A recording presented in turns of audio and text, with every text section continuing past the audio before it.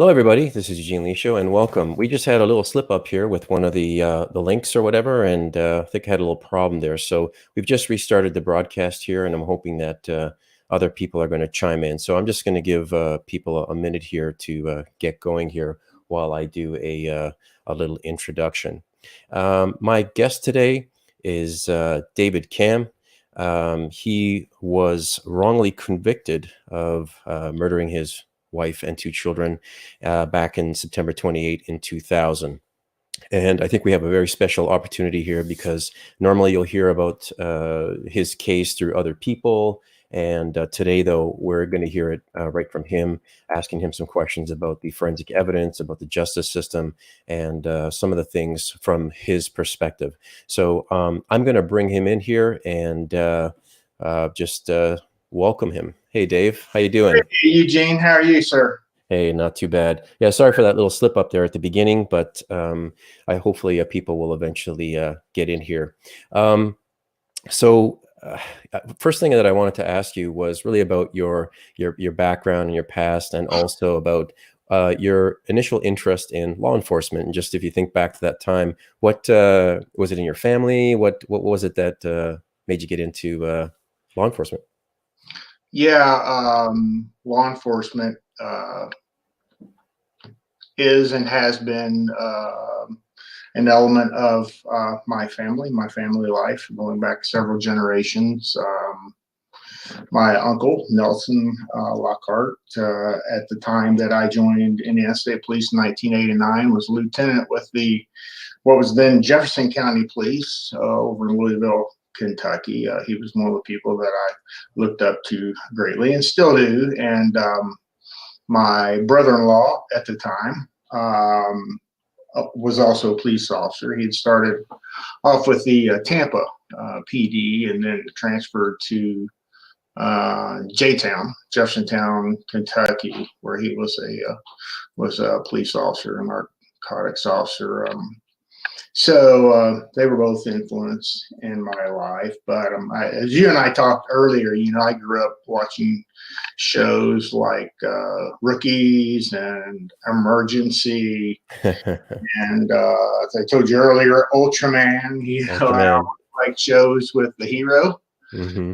And it was always a big part of who I was in my heart, to try to help people and to be there for them in time of need. And I felt like law enforcement would give me an opportunity to put myself in positions where I could do things like that. And would you say the time there was fairly enjoyable? I mean, it went well for you overall? Yeah, I had 10 and a half years I was with ISP. I chose to leave. No one will tell you that I wasn't a good police officer. I enjoyed being a trooper and working in Floyd and Harrison counties and surrounding counties. I was also a member of the SWAT team for 6 years. It just had kind of run its course with me, and I was looking for something different to do, and was offered an opportunity kind of out of the blue. And I was, 35, 36 years old at the time, and Right. good point in my life to make a change. So chose to take a partial retirement and get a monthly pension check from ISP. It's not much, but and went to work for the family business. All right, excellent. Well, I know that a lot of the people that will eventually, or that are watching, or are eventually going to watch, they probably know your story. They've probably heard about it. I mean, there's stuff on YouTube. There's everywhere you can find some things about your story. So I don't want to get into sort of all the details of what happened, the occurrence, but I actually want to start from just after, you discover what happens in your garage, and you've called the state police. You're like, hey guys, get over here now. We need, you need help, and that sort of thing. Yeah. And then that's where everything just, well, maybe not immediately, but it only took a few days and things changed pretty quickly for you. So let me ask you this. At first, when they were doing the investigation, I've seen some videos of you, but your approach was like, I'm going to do whatever I need to do to help you guys, right? Yeah, absolutely. Was more than willing to give them whatever they needed to participate in the investigation in whatever way that they might need me to participate. Um, the main thing was I told them from the very beginning, the lead officer, I just said, Sean, just do it right. And that's Sean Clemens, who was the lead investigator in the case, and a kid that I've known since he was very small. And I helped him get on the department, and Okay.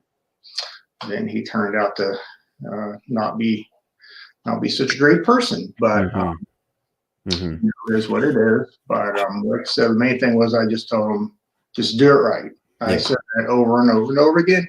And it's kind of ironic because that's exactly what did not happen. Yeah, no kidding. I mean, immediately following, like, was it on day one they're sitting down with you, or how soon after are they saying, hey, Dave, we got to talk to you? How quickly did that happen?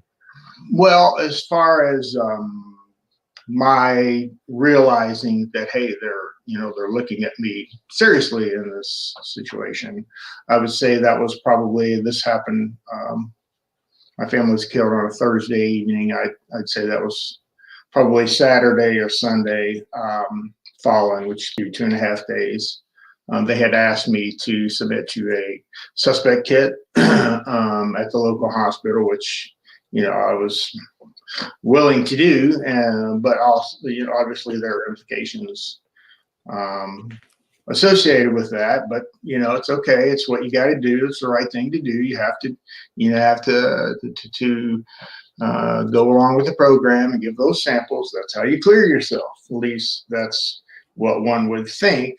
But just the attitudes and the manner in which I interacted with these individuals who were state police officers and people that I'd known for a long time and had worked with and had been in, precarious situations with before, I could tell, things had changed a little bit. Of course, by that time, they had brought in, actually, Rob Stites was in town and had taken over the investigation on behalf of the state. So their direction, their manner in which they were thinking had changed. But that evening, Thursday evening, yes, I went in to be questioned, and that's the norm. You want to get as fresh a recollection as you can. So I went to the state police post that Thursday evening, Friday morning, and gave a statement. And that would be the first of two prior to their charging me with the murder of my family. When was the first time that you're thinking to yourself, wait a second, something's wrong here? Like they're coming after, like, when was that? When did it first click to you that something was going on? Well, I would say it was Sunday. Again, this happened on Thursday evening. It's been Thursday, Friday, Saturday, 2.5 days basically later. I go in for an interview. Actually, I would not consider that second interaction as an interview. It was an interrogation, and interrogation is different from an interview. The Thursday evening thing I would call an interview. Sunday was, in fact, an interrogation. And it was very obvious again to me as we were going through the questions and my giving my answers and their responding and so on, and how they would then counter my response, et cetera, et cetera. I know how to ask questions as a police officer, try to lead someone down a path to get an answer that I want to get, or that I suspect may be the correct answer. And that's what I saw and felt happening until it ultimately, at the end of that time period, came out. It was them just making the accusation. Right. So initially, I can understand. Okay, we gotta talk to the spouse, right? That's a natural thing. They're like, okay, we got to talk to the spouse. But no big deal. But what would you say was the single or the strongest piece of information or data on their side that prompted them to start to go after you? Do you think it was the bloodstain stuff? Was it like, what was it that really drove it home for them?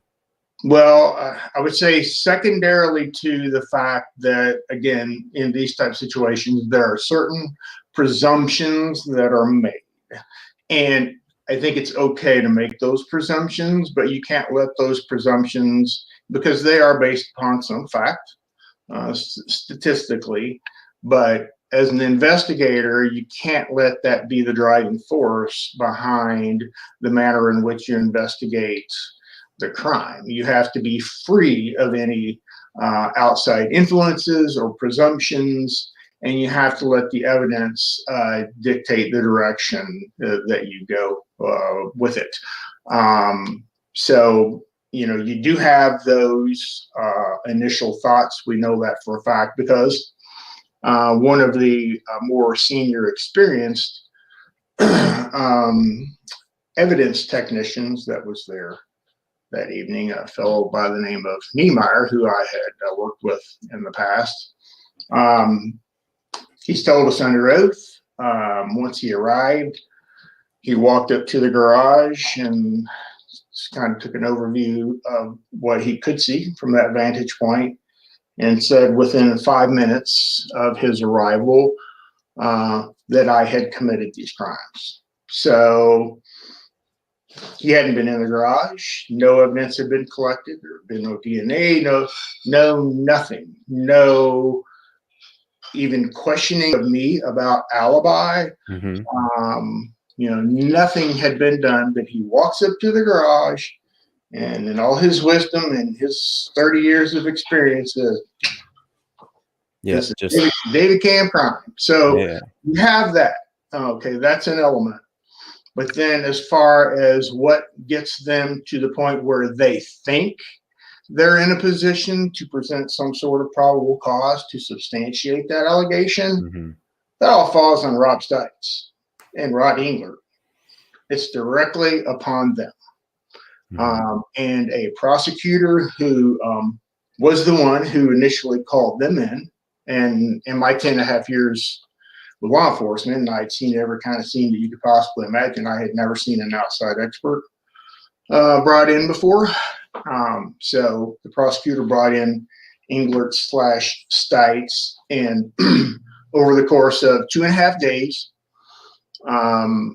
based upon Stites' evaluation of everything that he was shown and that he saw, and his determinations, that's when they developed a PC affidavit and charged me 2.5 days later.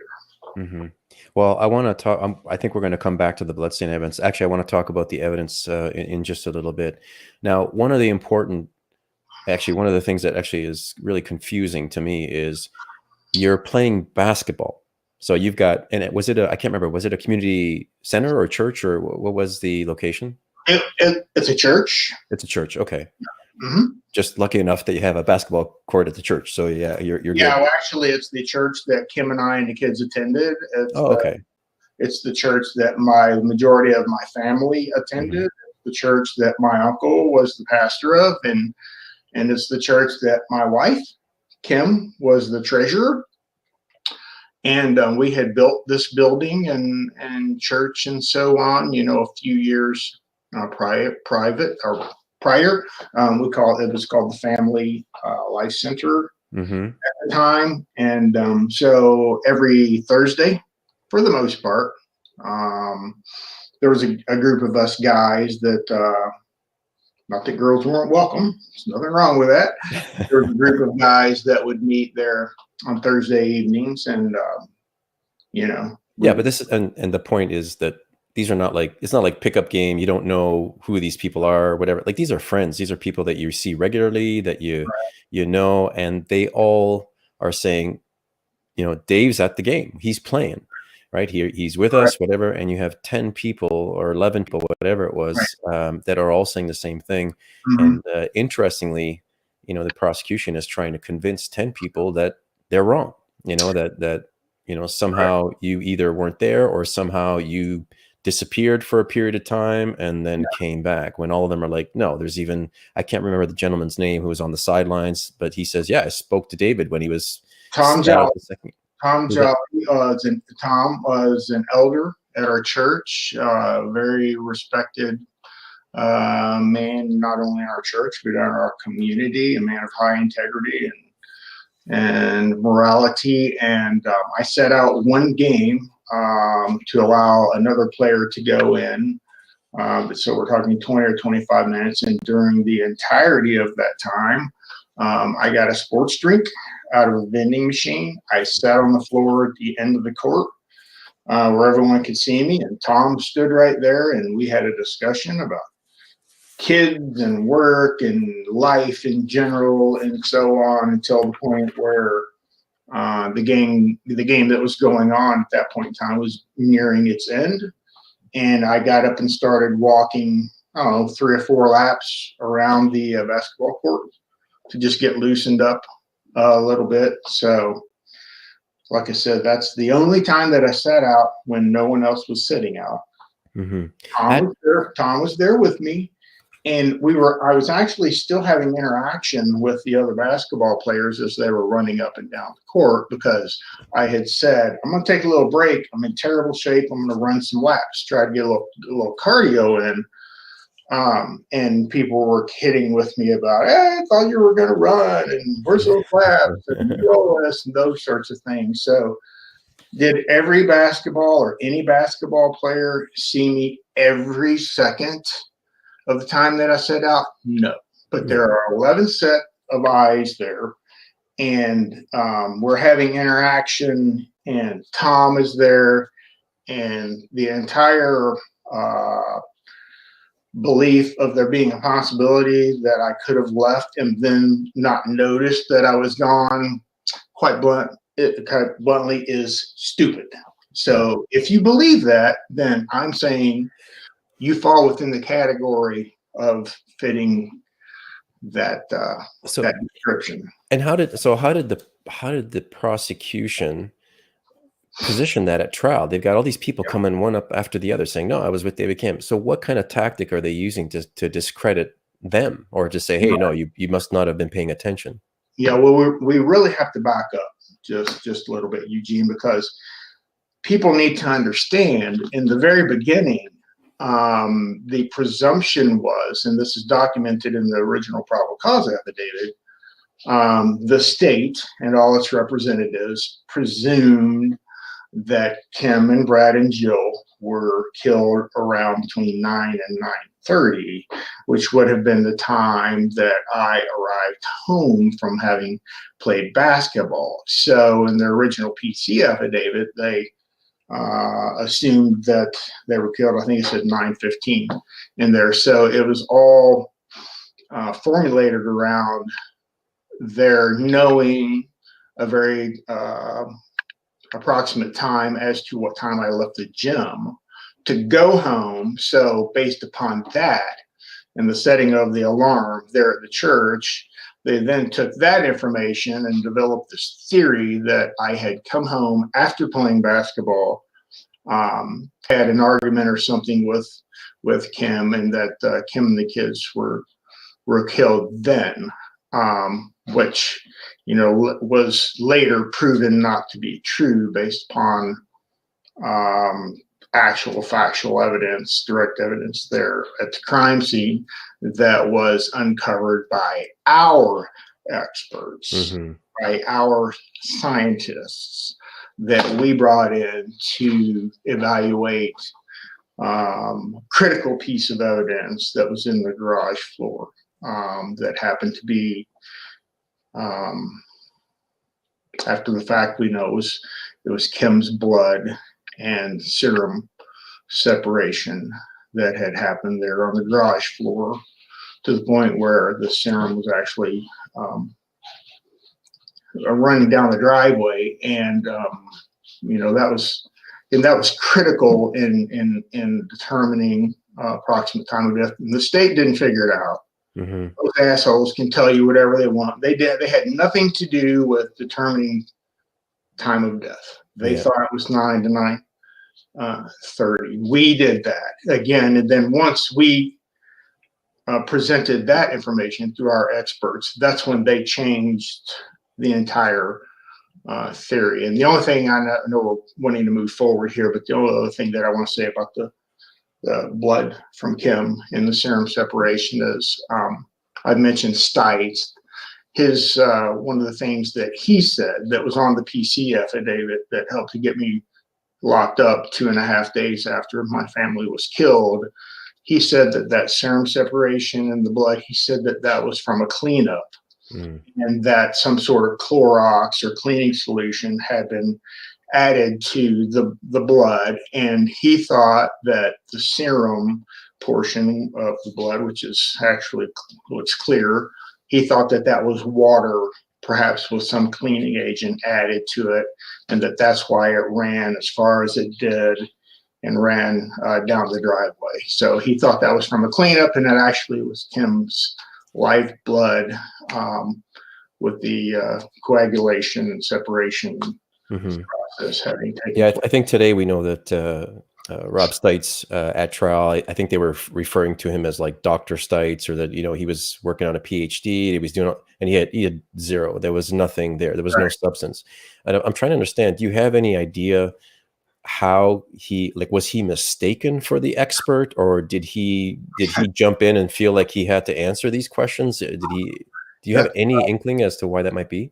I have, you know, we're going through the process of all that right now. Okay. I still have civil litigation that's going on, and it's against Stites in England and the state of Indiana. So we're trying to figure that out.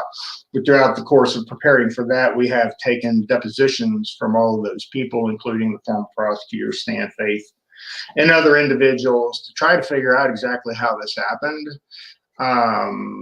They're, I don't want to say snitching, but they're pointing fingers at each other as to who is to blame. Right now, today, if you were to approach Rod Engler, he would tell you that he sent Rob Stites to Indiana to photograph and document, and that was it. He was to do nothing else. And he says that he, in fact, told the prosecutor at the time, Stan Faith, the same thing, that he was just to gather evidence, to take photographs, and nothing else.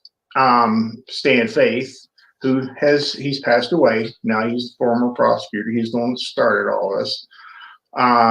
He says that he was not told that by Rod Englert, and that he believed that he, in fact, was capable of rendering the decisions that he did, that being Rob Stites. Now, what happened was Faith had a relationship with Englert because he had used him in the past. So Faith calls Englert, requests him to come to Indiana to assist in the investigation or take over the investigation, because that's ultimately what happened with Stites. But Englert was tied up with other things. So he said, let me send my protege, Rob Stites, and he can handle things, and we'll go from there, and I'll look at things at a later point in time. So Stites shows up at the airport, Louisville Stanford Field, and the prosecutor, they go over and pick him up in a limo and drive him around wherever he wants to go. They start out by going and seeing Kim and Brad Jill at the morgue, and he takes a lot of photographs, measurements, and so on. They go to our house out in Georgetown, Indiana, where he proceeds to run the investigation. He's having very experienced state police detectives and forensic guys and so on, and others there directing them, telling them what to do. Oh, here's what I see over here. We need to do this. Here's what I see over there. We need to do that. So he's in charge. And they're all looking at this guy going, oh, wow. They think it's Englert or someone of his level as far as reputation, not morality or anything that would be considered a good type of reputation. But anyway, they think that this is the guy, and they just follow him around, and he is telling them what to collect. Again, he's swabbing things, he's using phenolphthalein. He is in charge. And some of the things, the determinations that he made, that again wound up on the PC affidavit and ultimately caused me to be arrested. They were all wrong. It was all wrong, and we can go through some of those things if you want, because it's absurd if people are unfamiliar with the case, and they get a complete picture of the things that he was saying and so on, what reality was. I mean, you'd just be dumbfounded. You just shake your head. Yeah, I know there's a few things about something about it. There was like an outline or a void of you on the garage door, on the inside of the garage door. And actually it was just, there was some motor oil there. You're a car guy. You like cars, and right? That's one thing. And there were a number of things, but the main thing is probably the t-shirt, right? That was the big issue. And just so you know, last week there was a conference. It's the International Association of Bloodstain Pattern Analysts. And I can tell you that your case comes up regularly. And in fact, I think there's probably a lot more emphasis on the science of bloodstain on fabrics directly because of your case. And so that's a good thing. And I mean, I can only imagine what you think of bloodstain pattern analysts and the science of it, but I can tell you that there are good people working in that area and working hard to make it more scientific. But for those that don't know, it's really these, there's a few stains down on the lower left side of the t-shirt that David was wearing. And the whole issue here was whether or not this was backspatter or whether it was transfer. And I think the issue here was somebody had to make a call initially on these bloodstains. And I think that's where things went wrong, right? Yes, and I would say that the direction in which Stites chose to go in calling those HVIS was led by the fact that when the prosecutor and police officers, when he was handed my t-shirt to do an evaluation of it, he was told this is the suspect's shirt. So there you go. He already knows that, there is a suspect, that this is the suspect's shirt. And with all that was going on with the development of the PC affidavit and getting the warrants and so on, there's no way this guy didn't know that something was happening behind the scenes. And then they hand him a shirt that they're saying is the suspect's. And, I have to think that he knew imminent threat was, or arrest was imminent. And, he, at that point, I feel like he was just looking for something to put within a box that he could say, this will support the conclusion that you've already made and will assist you in getting to where you want to be as far as proving your case. That being the case against me. On the bloodstain evidence, especially at trial, I mean, you had experts on both sides, and they're both trying to say, that these bloodstains are high velocity, or these bloodstains are from transfer. I mean, was there a strong case both ways, or did it go one way or the other? I mean, how do you feel that went at trial? Well, I think, through all three of the trials, ultimately the first two trials, I think, those guilty verdicts were reached not so much based upon the physical evidence, but the inadmissible evidence that was allowed in and would ultimately cause the cases to be reversed. I think in those two cases, the prosecutor did a good job of using what we call 404B here in the state of Indiana. That may be a national thing, I don't know, but anyway, it was basically character assassination. It's like, let's make this jury hate this guy, and then they give the bloodstain pattern analysis as something that they could as a foundation for their having reached that conclusion. So there was other bloodstain evidence in the sweater. And that's a huge piece of evidence. So, this is around 2000. Well, the sweater was found immediately, right? Like, there was no secret. There's a sweater there, and they're talking to you first, about your gray sweater, right? And you're like, I didn't have a gray sweater. I don't know what the heck you're talking about, right? And interestingly, what I heard was that they even had a witness who said, yeah, I think I saw David Camm arrive home with a gray sweater, and you never had a gray sweater on. So it goes again to show you how well eyewitness testimony, or how strong that is.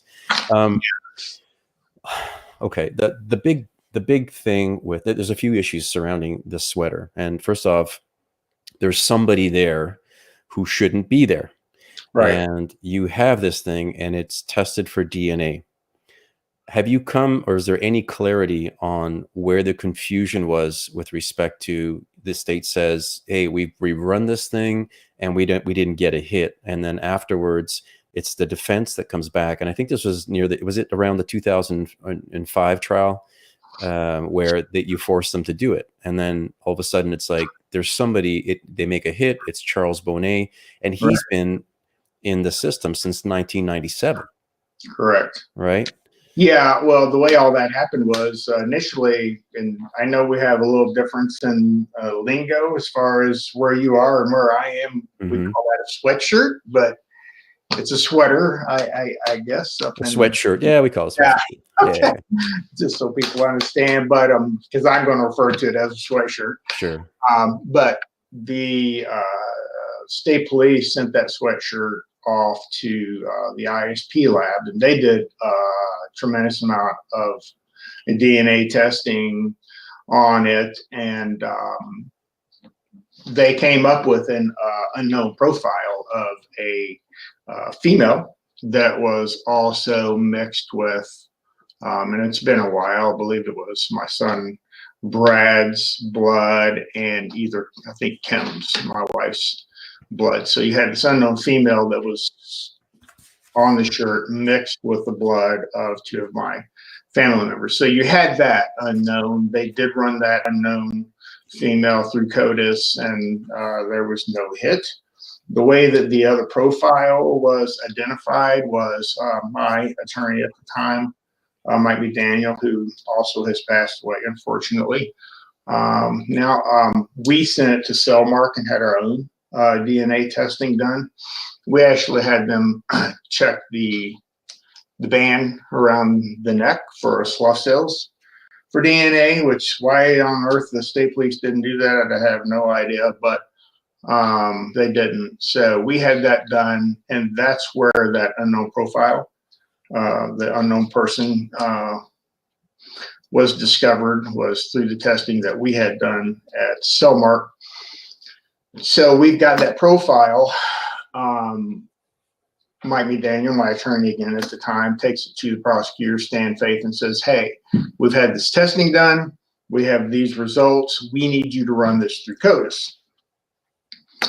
So some time goes by after that request is made, and the prosecutor tells us that it was run through CODIS and that there was no hit. So that's pretty much the end of that in that 2002 time span. Now that becomes very significant later on, but back then, we give them the profile. Prosecutor says it was ran through CODIS, and the prosecutor comes back and says there's no hit. It's around, it's in preparation for the second, in my case, reversed. The first conviction is reversed, and a scathing report written by the Court of Appeals here in Indiana, affirmed by the Supreme Court here in the state of Indiana. Preparing for that second trial, new prosecutor, little different style, little different tactic as far as his approach, but just as arrogant and as big a prick. So that's what we're dealing with in this particular case. And my uncle, who was really overseeing my defense and saved my life, he's one of the folks that saved my life. He met with Gary Gilbert, who was a state police detective at the time, and tried to give him a copy of that DNA profile, and he was not willing to accept it. He said he didn't accept things from the defense, but we kept telling him over and over, we've got this profile, it needs to be ran. Well, their story is, according to ISP and prosecutor and those who were investigating preparation for the second trial, is that they were going through boxes and files and so on, and that they ran across a copy of that DNA profile, which is the same one we tried to give them and ask them to run it. Because we always knew, you find out who this DNA profile belongs to, who that sweatshirt belongs to, you find the person who killed my family. So they mysteriously find a copy in a box somewhere, and they run it through CODIS, and there's a hit. And it should have been found back in 2001, 2000, in preparation for the trial in 2002. If it had actually been ran at that point in time, the killer would have been identified. As you said previously, he was in there since 1997. He's a habitual offender. He's a violent person. I think it was 11 or 13 previous felony convictions, all for attacking women. He likes to attack those that are weaker than him. The guy is just a cowardice piece of bitch. Yeah, I was going to play something here from Bonet, but actually, you know what? Let me play this. This is Gary Dunn having an interview with Bonet before. I think it was. I'll have to look at the exact date, but I think it's on the front there. But let me play this and just listen to Bonet's words. This is before he's getting coached and everything. So just have a listen.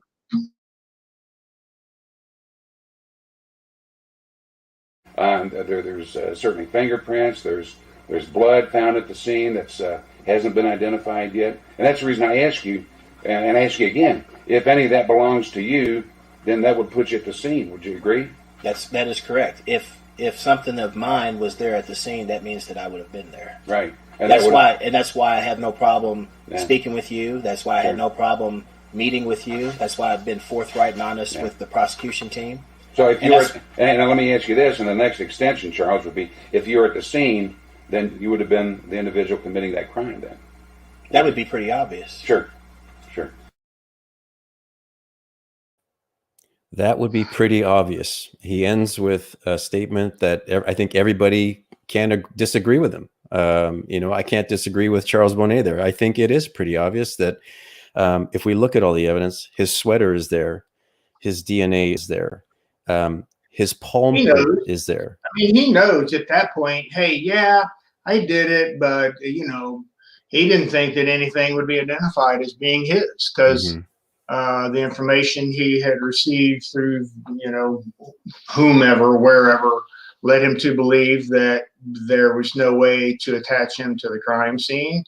And, he's feeling a little cocky. Yeah, it would be pretty obvious. Yeah. If you find something, then I did it. And, that statement right there, Gary's interview, the state of Indiana, and a lot of people that live down in southern Indiana, the Indiana State Police, they could not give a damn less about that interaction right there between Bonet and Gary Dunn. He was saying, if you're good enough to find something that hasn't been found yet, then not only does that mean, yes, that I was there, but in fact, yes, I am the person that committed those crimes. He's putting it out there because, again, he was feeling cocky.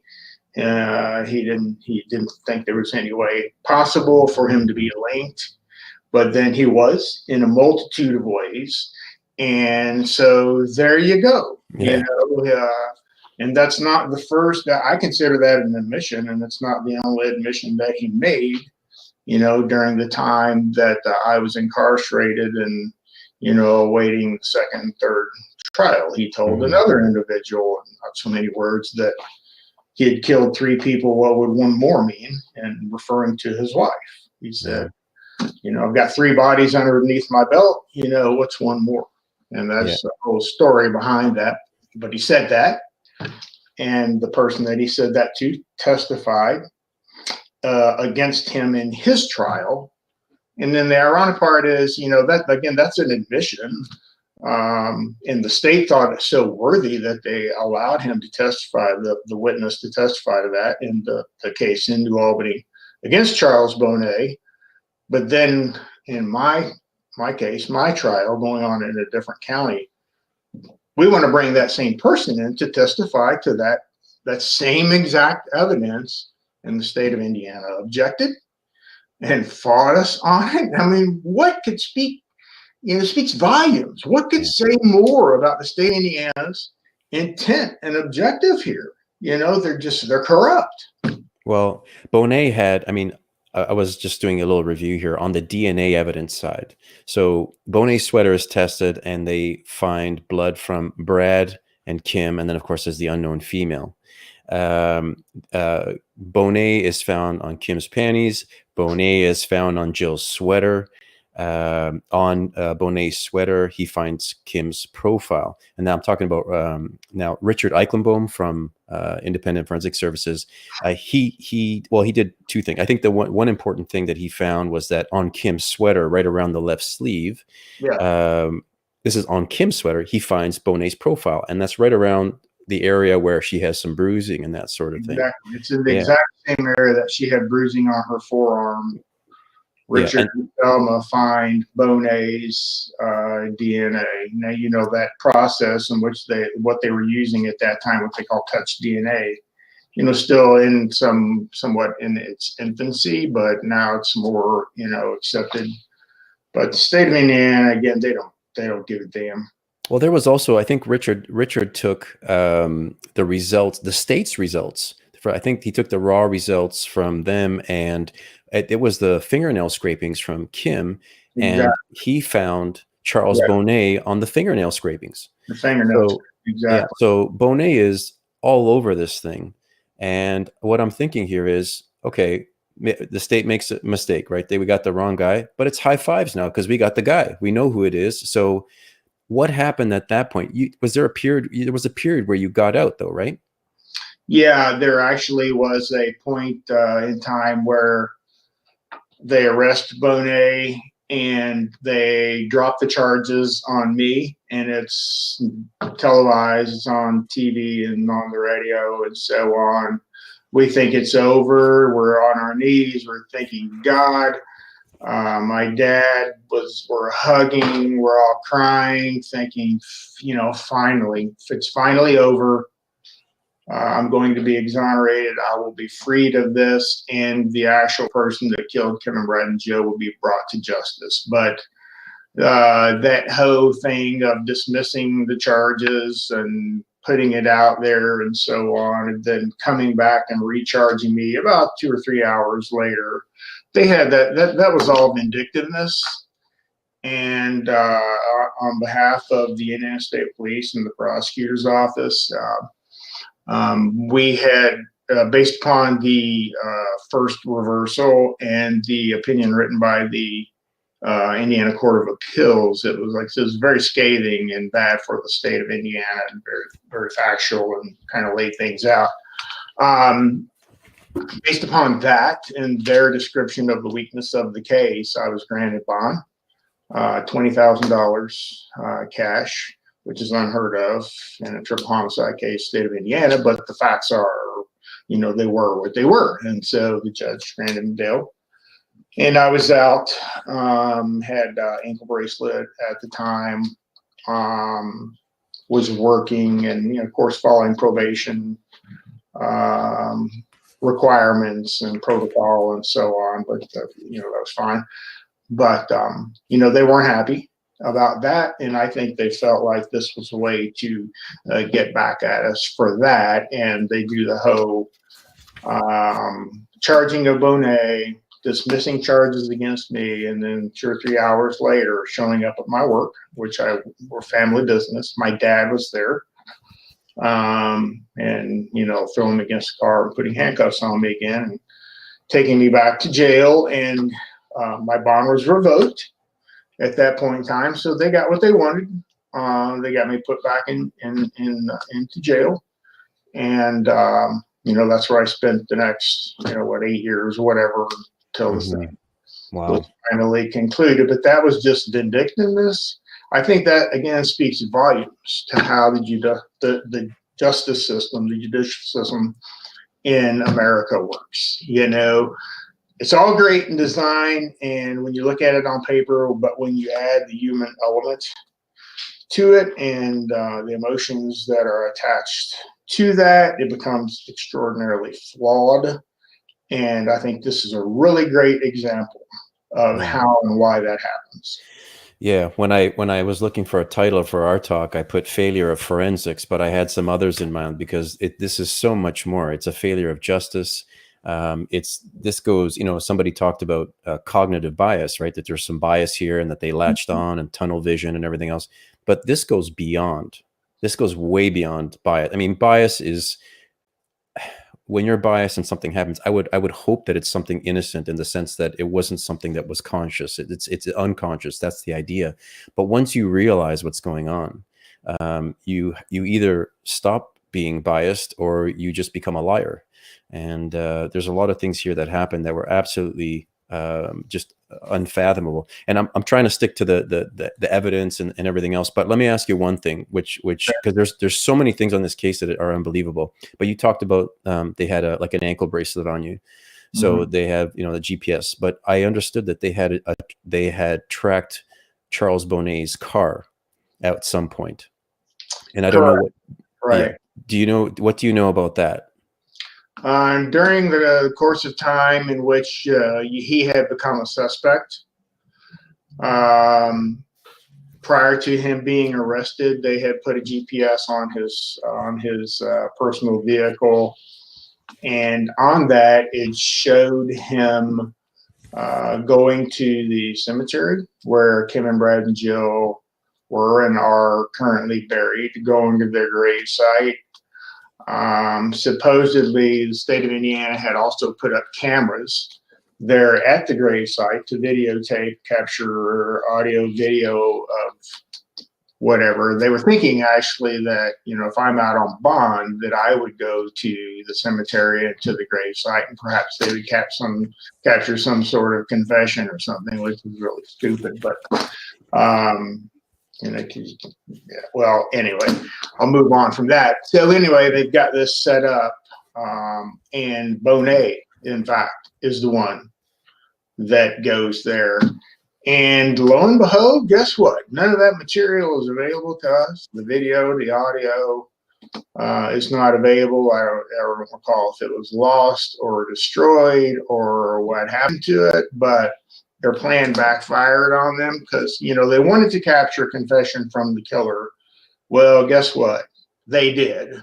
But it wasn't the person that they needed to be the bad person because they're more worried about their reputations and protecting their image than they are about doing the right thing. Mm-hmm. So that evidence all disappeared. But we do know that he went there, was at the grave site, and they had this equipment set up, and it didn't work, or it was lost. And I can bet your bottom dollar if I had gone there during that course of time and they had recorded something that they could have used against me in that situation, they would have said, yes, we have this of David Camm, and here's what we think it means. But by golly, that information that we captured about Charles Bonnet, that part didn't work.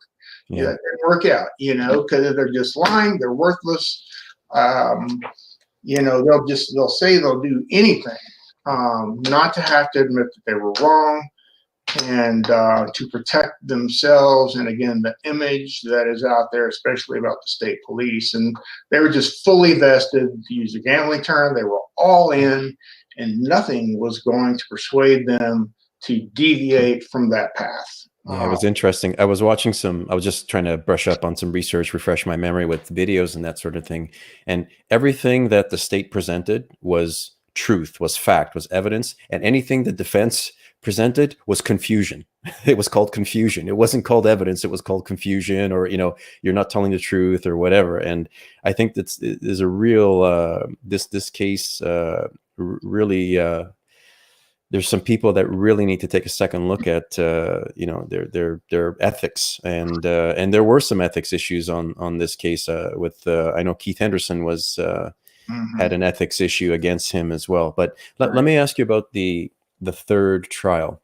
Okay, what was different to you going in on the third trial, or did it not, or did it feel like here we go again on the third trial, or did you feel a sense like something was different at the third trial? Well, for one, Eugene, we got out of Southern Indiana. That was crucial. Indiana, the south section of Indiana, we're right on the Ohio River. We border Kentucky. For the most part, that area down there, the news travels along that southern border from east to west. And so even though we were, about 80 miles west for the second trial of the originating county, we were still within that bowl of area where the media had saturated the airwaves with stories about me and Kim, Brad, and Jill and the case and so on. So I think that was definitely working against us. But now I'm sorry, I lost track of. Well, just what was different on the third trial, because you Okay, I apologize. No. Yeah, so anyway, we had to get out of southern Indiana. We had, I always had great representation. God bless me with some great attorneys, and I loved them all as family. We had the third trial, Stacy Juliana, who was on the second trial, and she wrote all of my appeals and kicked ass with the Court of Appeals, Supreme Court, and for writ mandate, for any kind of appeal. There's so many things, incidents where we had to go to the higher courts that she normally was responsible for writing those, and we always won. Always. Anytime we went to higher court, we won. But anyway, so we have Stacy stays on the case. Richard Camm, who's a pretty well-known attorney here in the Indianapolis area, agrees to come on. It's a new bite at the apple. We're north of Indianapolis, where the case has not been quite so publicized. And for more than that, it's the vilification of me in southern Indiana because of all the character assassination, that we need to try to get away from. Because what we need is for a jury to base a decision on the facts. Just the facts, not we don't like him. We think he's a bad person, therefore X, Y, and Z. We needed the actual facts to be evaluated. And do you think the experts did a better job at that? I mean, or was there less noise, let's call it, and there was more focus on the science? Well, I think for one, we'd had a couple opportunities to see the antics and the showmanship of Rod Englert, because that's what he is. He's a salesman. He's a lot of things, but basically he's a guy who I saw him, get asked a direct question and should have had one specific answer, and the guy's just tap dances, and he's really good at getting around answering questions or creating something off the top of his head. So we had experienced that twice before, so we were better prepared for that and how to handle him. Stites at that point in time had basically been exposed for being the fraud that he was, and we've not really touched on that, but for folks listening, going back to the original trial, and the person that gave all those opinions that supported the original probable cause affidavit with the HUAIS and the cleanup in the garage, material on the garage door, and so on. He turned out to be a complete fraud. He had never had a single hour's training in bloodstain pattern analysis. He had never been to a homicide scene before, with the exception of being there with a very small department just guarding the scene. He had never processed the scene before. He knew nothing. He knew absolutely nothing about what he was doing at that point in time there at our house and investigating the crimes of murders of Kim, Brad, and Jill. And he had no certification. He had no practical experience. He just was hung around with Rod Englert on his coattails, and the reason for that being that Rod Englert was best buddies with Stites' father. That's how they came to be together. So, but what's worse, sorry to interrupt, but what's worse, David? It's I can understand somebody misrepresenting themselves, but when the state represents of somebody else as Lord. then we have a bigger problem. We got a Again, I much want bigger people problem. to realize that, especially people in Southern Indiana that still think negatively of me. You know, you've got Stan Faith, who's the prosecutor. He has his CV. He has every means available to him to investigate this person. He knows it's not Rod Englert, it's Rob Stites. And the prosecutor is calling Stites professor in front of the jury on the stand. You know, he's referring to him as some sort of god in the not only bloodstain pattern analysis community, but a crime scene reconstructionist. He says he's a crime scene reconstructionist. He says under oath during that first trial that he is attending classes to get his doctorate degree in fluid dynamics. Okay? He had no post-grad classes. He had a bachelor's degree in economics. He did not have a master's degree, which is your prerequisite to working on your PhD. He had never had a class in fluid dynamics. And he said he's working on his PhD. And he lied. He made all of it up. He said he was an adjunct professor at some university out west. They'd never heard of him. This is the guy that caused me to be arrested. And the state of Indiana went along with it. They had to have known. There's no way that they didn't. And they were warned by one of their more senior ISP evidence techs that was at the crime scene those first 3 days. He went to his superiors and said, this guy doesn't know what he's doing. Why is he here? And it went nowhere. So it's not like they didn't know, because they were told by one of their own that he didn't know what he was doing. It didn't matter. At the third trial, you didn't, Bonet didn't testify previously. Is that correct? Did he only testify at the third trial? That's correct. Okay. So that's something else that maybe, well, probably helped you, I think. Or what do you think? Certainly, because up to that point in the time which the state brought him in, you know, we had been heading this thing in a certain direction, leading to Bonet, knowing that they were going to bring him in. And I think the jury had a good understanding of who and what Bonet really was by that time. And when they brought him in, then that just confirmed to the jurors, in my opinion, yes, this is the person that the defense has been telling me that he is, and not so much the state. And this is the person that killed Kevin, Brad, and Jill. And I've met with those people. I've talked with those people that sat on that jury, and they are so comfortable with the decision that they made, and they will all tell you that Charles Bonet killed my family. Yeah. Well, if yeah, I mean, you can do a search online. He's been interviewed and that sort of thing. And, you know, I normally wouldn't say this about someone, but he gives me the creeps. Like, honestly, he's just, he's just one of those things where I can't watch him. I mean, he stares, he doesn't blink. And you can tell he's lying. I mean, cause he has lied, and it's not because it's not my prediction or whatever, but he has a changing story where he says one thing, then another thing, and then another thing.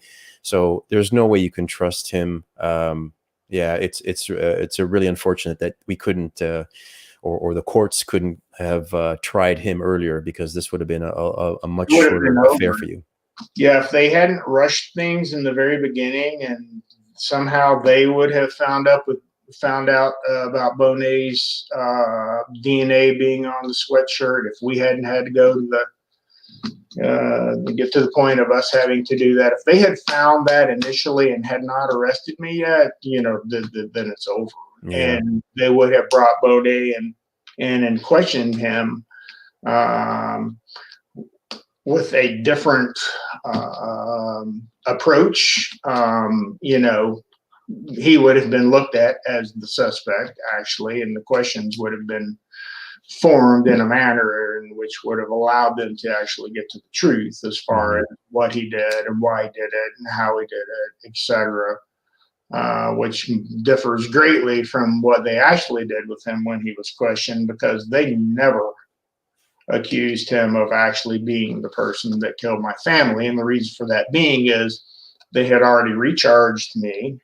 They had already dismissed and recharged. So they really put themselves in a box. And again, this is all about arrogance and ego more than anything else, about reputation. And the questioning of Bonet led him to a point where they were saying, in not so many words, give us David Camm. And he told lie after lie after lie after lie. And they call him on these lies. I'm not just saying that. And some of the things he says it's crazy. It's ridiculous. And they call him on those things. But when he finally says, and for the longest time, he said, I don't know Mr. Camm. I've never met David Camm. I don't know him. I don't know that gentleman. But then it's, they threaten him with the death penalty and say, hey, you're gonna take the fall for this. By golly, Charles, you don't give us what we want. And he's like, boom, light bulb goes off, and he says, okay, yeah, I knew Dave Camm. Yeah, and by his own admission, he says that he keeps changing his story and over. So there may be a dozen stories from him, or who knows. So you can't keep track anymore. Well, people watching again, there are so many lies, so many things we can talk about. Oh, I know. He lied and was caught in those lies. Yeah, that it could go. We could do this thing for 3 or 4 hours easily. I think you're right about that.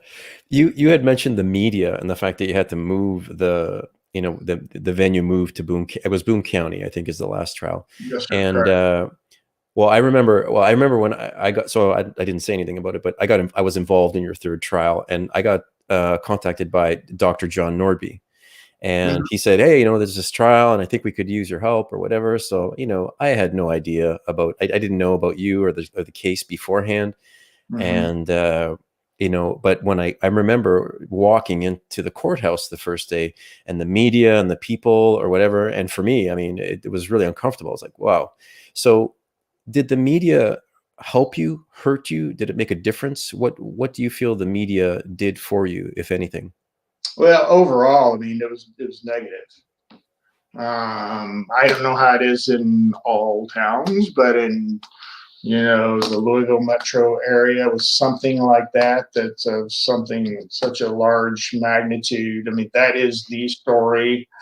The way it works, the prosecutor is God, and he stands out there in front of the media folk with all the microphones in his face, and they ask questions, and the prosecutor is going to respond to those questions by giving answers that support whatever position he's taken.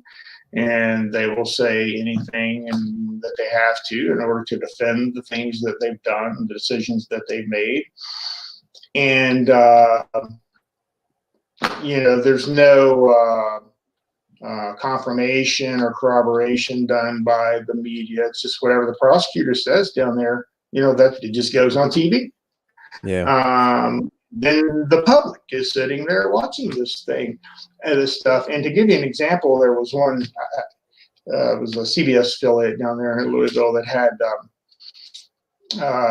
interviewed people out on the street, and they were at a gas station. They talked to one individual that said he was one of the basketball players, and that I said that I could have done it, that I wasn't there all the time, blah, blah, blah, blah. Well, guess what? He wasn't even one of the basketball players. He just said that. But here's jackasses on television. They just put it on there. They don't care. Whatever works for them to sensationalize the matter, that's what they do, because that's what gets people hooked, or gets them, sitting in front of the TV and keeps them from getting up, waiting on that next story. So it's all about producing a product that will make people watch their show, and they don't give a damn about the truth or who they hurt along the way. And the hurt has been I think it was October 24th, 2013. I think that was the date that you were acquitted. And I'm not sure where you were, but I know where I was. So I still remember because I found out just a couple of minutes after. I think somebody had texted me and said, "Hey, whatever." And normally, like in doing my work, I don't really, and sometimes I don't even find out what happens. Like afterwards, I just kind of move on to the next thing. But I have to say, I was very pleased with the decision, and I was really happy for you. Right. What can you tell me about when you find out what happens and the moments after all of this occurs? Yeah, well, I was waiting at the jail, jail there in Boone County in Lebanon, Indiana. The jury had been out about a day and a few hours, I guess. It was around 10 or 11 o'clock the next day after they'd gotten the case. And, they call back and tell me, hey, the decision's in, get dressed. And we head back over to the courthouse. And I'd been through this twice before. I knew how things worked. But, we get in there. And backing up a little bit, I had created my own system to evaluate each day, and I don't know what happened to that, but I wish that I had it throughout the 2 or 3 months that the case went on. I mean, every day I scored the day. Good day for us, good day for the state. Was it a break-even day? And at the end, when it came to the point in time where we had to make a decision whether or not I was going to testify, we had a meeting, about 5 or 6 of us there trying to figure this out because I'd always intended on testifying. Rick asked me first, and I said, look, I've tallied my scores. I've looked at this, and based upon my evaluation of this trial, we are so far ahead. I don't see a need. I just don't see why that would be required of me to testify in this because we're miles ahead. Mm-hmm. And everyone basically agreed with that, so I didn't testify. So that's how I was feeling about the case. But again, you never know. You never know. Yeah. No kidding. Yeah, no kidding. So how soon after are you out the door? Like once you're like, okay, you're done. How long does it take? We're standing up in the courtroom. The jurors walk in. And I see a few of them looking at me and making eye contact. And I'm thinking this could be a positive indicator of how this is going this time. Yeah. And, the 4-person gives the envelope to the bailiff who takes it to the judge. And, the judge is reading those things. And, first count, not guilty. Second count, not guilty. Third count, not guilty. And I admit I was in shock. At some point in time, I just broke down, cried. Oh yeah, no kidding. My lawyer, my attorneys were crying. It was just, it was surreal.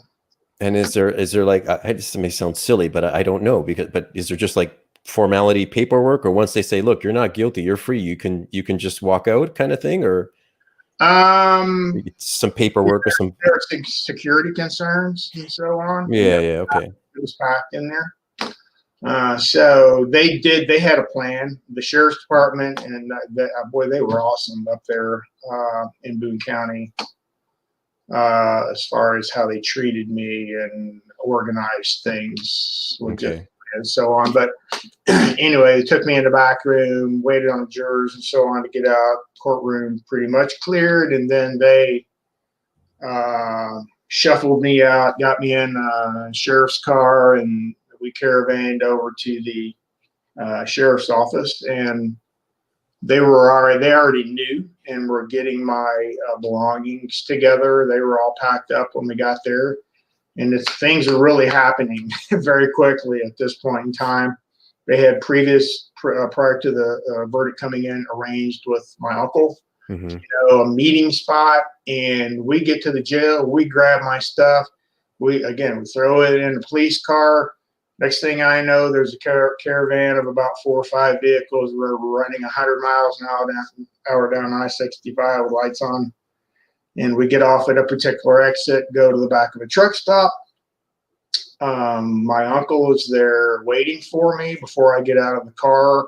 There are like a SWAT team that's kind of surrounding the area. I get out of the car, I get in his car, he and I exchange a few words, and the next thing we look up and they're all gone. So just he and I sitting there. So they got liability off of themselves as far as my safety, and they transferred me over to my uncle. They were out of there. My goodness, what a story. I'll never forget. I'll tell you something, Eugene, that I think speaks volumes. And I don't want to say his name because I just respect the guy too much. But I had someone on the drive down from the sheriff's office to the truck stop where I met my uncle and picked up. And he told me, he said, Dave, I've been in law enforcement for 30 years. And I am so sorry the profession that I loved did this to you. Yeah. And I thought that said a lot. And the sheriff's deputies, they sat in there during the whole thing. So, they got to see all the evidence. So I thought that said a lot. And I think so. And actually, he took the time. I was thinking about your case and kind of what you take away from your case. And actually, I have a clip, and there was no better way for me to say it than in your own words. So I want to play this just for a second. There's a little pause at the beginning, so just hang on. There is audio, but I think you actually said it the best. So just here we go.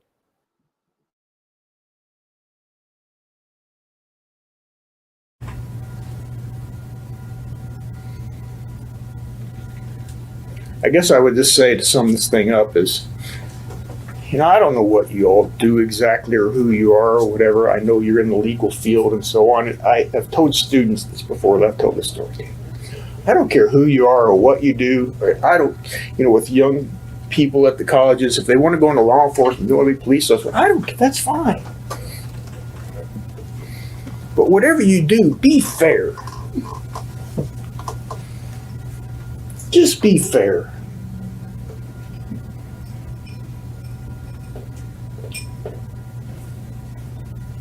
Treat people the way that you would want to be treated if you were in that situation. Because you know what? Sometimes you're going to have an innocent person sitting there. It's going to happen. Recognize that. Be diligent in your defense.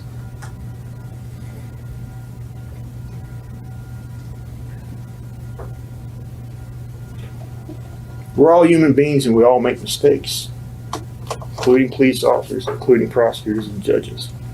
And when you're wrong, if that happens, have the courage to recognize it and do the right thing and make it right. As human beings, we owe that to each other. Thank you.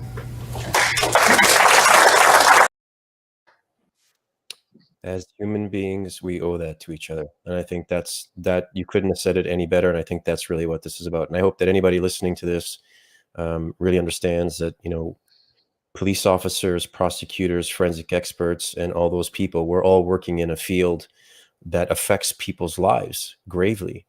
And, we have to be very diligent as to what we do, like you said. And forensic experts are the worst at admitting mistakes, the worst.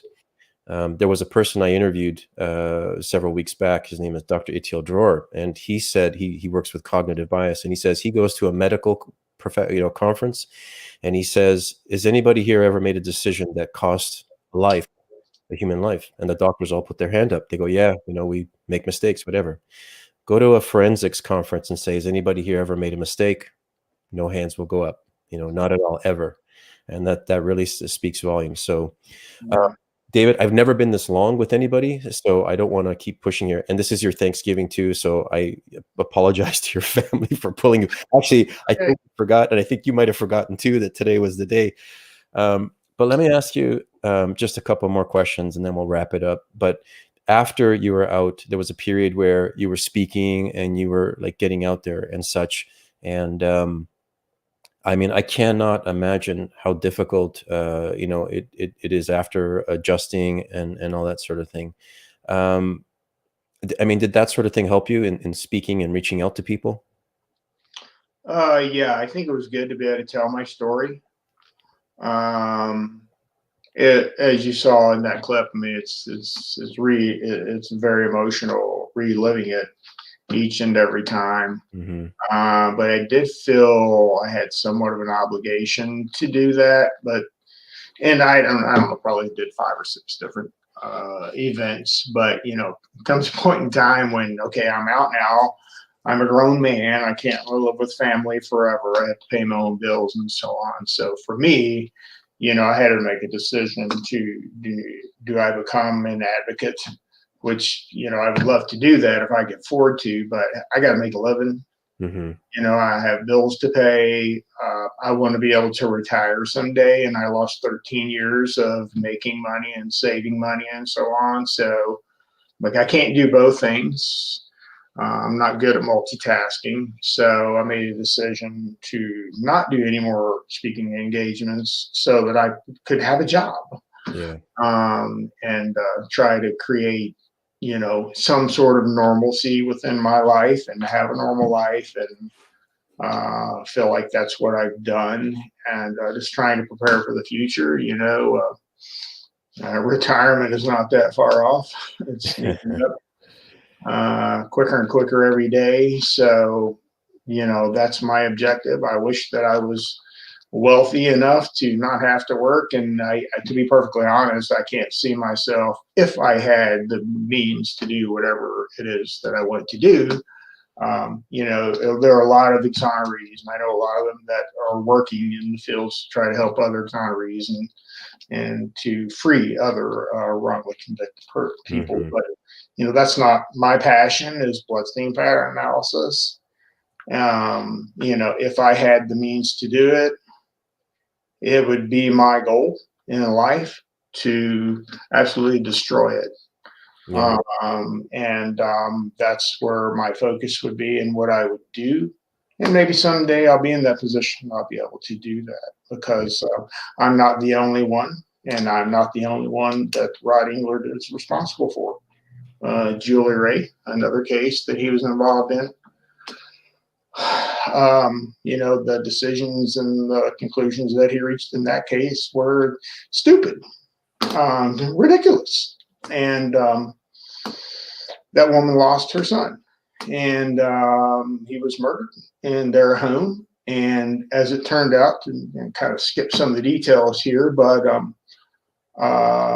a serial child murderer, Gary Sells, I believe was his name. He was on death row in Texas. Okay, I found this on the web for old child murder. Check it out. Sorry about that. Serious, she just doesn't mind her own business. No, it doesn't mind her own business at all. Anyway, so Gary Sells admitted to having killed that little boy that was in the state of Illinois. And, so here's a case that bloodstain pattern analysis is center and forefront. Rod Englert is involved. He gives these conclusions and swears up and down, this is the way that it is, this is the way that it was. And Julie Ray goes to prison and eventually is exonerated. But she didn't get to mourn her child, and she spent years in prison for something that she didn't do because of Rod Englert and bloodstain pattern analysis. And here we got a serial killer that killed her little boy. And I guarantee you, Rod Englert probably doesn't give that a second thought because he doesn't care. He's all about the money. He made $300,000 or $400,000 just on my case. And that's what it's all about. And in my opinion, that's why you don't see people raising their hands at those conventions, and they all know each other. Everyone in that group, they all know each other. And in one case, you've got a group of them on one side, and you have another handful of them on the other side. And okay, it's an adversarial situation and whatever that case is. But on the next case, they might be working together. So they want to have harmony. And they all want to keep getting that paycheck. And it's real easy to do because all you got to do is have an opinion. Bloodstain pattern analysis is totally subjective. And it's like looking at a piece of art. and you can see something, Eugene, and I can see something totally different. And you know what? To them, that's okay.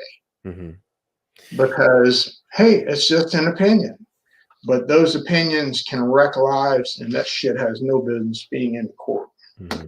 Well, I tell you what, David, it might be a good idea one year to maybe try to get you out to a Bloodstain Pattern Analysis conference. And the reason I say that is because you have a powerful message to give to people, but also I just want you to know that there are people working hard to not let what happened on your case ever happen again. And there are some really strong scientists and people that are on your side. They don't want to see the subjectivity and the non-scientific components, and they want people trained properly, and they basically want to take the right measures so that when a situation like yours comes up again, the right answer would have been, we don't know.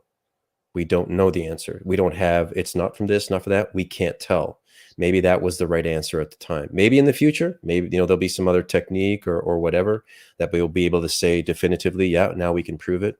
But in your case, the right answer was, we don't have an answer, and that you left it at that. And then everything, I think, would have turned out a little bit better for you. So, yeah. Well, let me say this. Look, I know we're moving on here. I can't thank you enough for coming on here, for giving your message, for sharing your side of the story and everything. Honestly, you're an inspiring person to me. I don't know how you did it every day and pushing through and getting out on the other side, in one piece. And I'm sure it takes its toll. I'm sure it has taken a toll. But I know that myself and a lot of people want to wish you absolutely all the best, in the coming years, whatever it is that you want to do. And if there's anything that ever, we can help you with or whatever, you just let me know. And we're there for you, my friend. I appreciate it. Thank you very much, Eugene. As always, it's a pleasure talking to you. It's good to hear that there's some evaluation going on within that community. But you know what? If they're serious about figuring out what needs to be done, what changes need to be made, then somebody needs to pick up the phone and call me and let me be involved. Well, because otherwise, if I ever get the opportunity, I'm going to be your greatest adversary. Yeah. Okay. One more question for you. Okay. Your favorite muscle car from 1960s?